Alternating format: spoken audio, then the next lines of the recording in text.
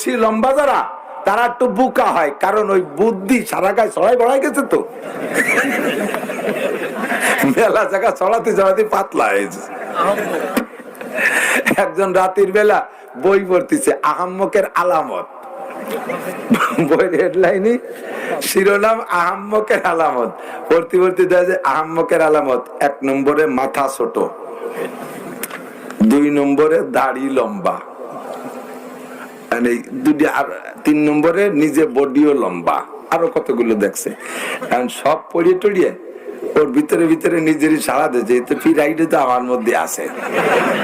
আয়না ধরে দেখতেছে যে আমার মাথাটা কি ঠিক আছে নাকি, আর দাড়ির অবস্থা কি। তা দেখা মাথাও ছোট, দাড়িও লম্বা। এখন চিন্তাই পড়ে গেছে, মাথারে তো আর পান দিয়ে ফুলে গিয়ে বড় বানানো যাবে না, তো দাড়ি তো লম্বা, এইটার একটু কাটিয়ে খাটো লিভার একদিক দিয়ে তো একটু কমলো। সকালবেলা পর্যন্ত অপেক্ষা না করিয়া কেসি কুচি খুঁজে পাইলে এরপরে 1 মুঠ টাকা শূন্য, তাই এইভাবে 1 মুঠ ধরিয়ে নিচে খুব ওই দিয়ে আগুন ধরাই দিয়েছে ওইটুকু।